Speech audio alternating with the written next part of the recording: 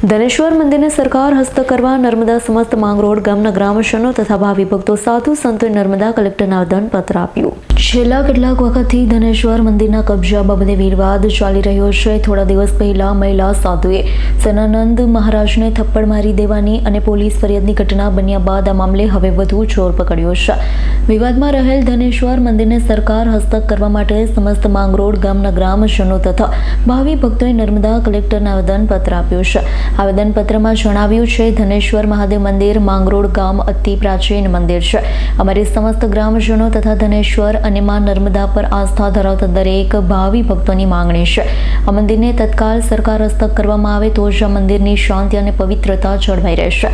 કારણ કે આ મંદિર પર ગેરકાયદેસર જાનકીદાસ પરિવાર કબજો કરી બેઠા છે. સમસ્ત ભક્તજન ગ્રામજનોની માંગણી છે કે મંદિરમાંથી જાનકીદાસ પરિવારને તત્કાલ ખાલી કરાવવામાં આવે. મંદિરમાં દર્શન કરવા આવવાવાળા ભક્તો સાથે દુર્વ્યવહાર કરે છે. આવનાર ભક્તો મંદિરમાં દર્શન કરવા છતાં પણ ડરે છે. અગાઉ પણ આપને રજૂઆત કરવામાં આવી છતાં દાદાગીરીથી આ કબજો ખાલી નથી કરતા. પરિવાર મંદિર પરિસરમાં રહેવા લાયક નથી. સંત સમાજ દ્વારા કલેક્ટરને આવેદનપત્ર આપવામાં આવ્યું છે. જાનકીદાસ પરિવારના વિવાદથી મંદિરને મુક્ત કરાવવામાં આવે છતાં પણ સરકાર દ્વારા કોઈ નક્કર પગલાં લેવાયેલા નથી.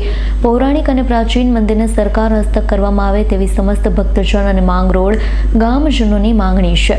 અખિલ ભારતીય સંત સમિતિના સદસ્ય સ્વામી સહદાનંદ મહારાજે જણાવ્યું છે, અમે ધારાસભ્ય સાંસદ અને મુખ્યમંત્રીને પણ રજૂઆત કરી છે. અધ્યક્ષ કર્ણાવતી જગન્નાથ મંદિરના મહંત દિલીપ દાસજી મહારાજે મુખ્યમંત્રી સાથે વાત કરી છે કે શાંતિ અને પવિત્રતા માટે મંદિરનો યોગ્ય રીતે જીર્ણોદ્ધાર કરવામાં આવે તેવું જણાવ્યું છે.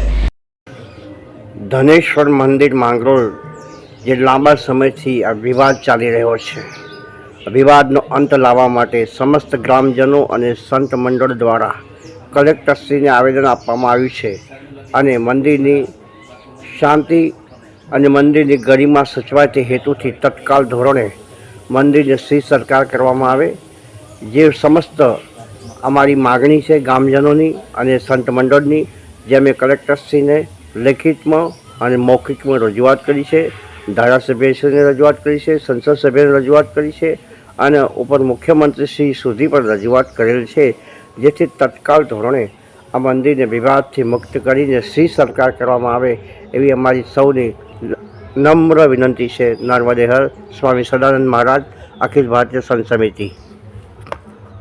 દીપક જગતાપનો રિપોર્ટ, S9 ન્યૂઝ, રાજપીપળા.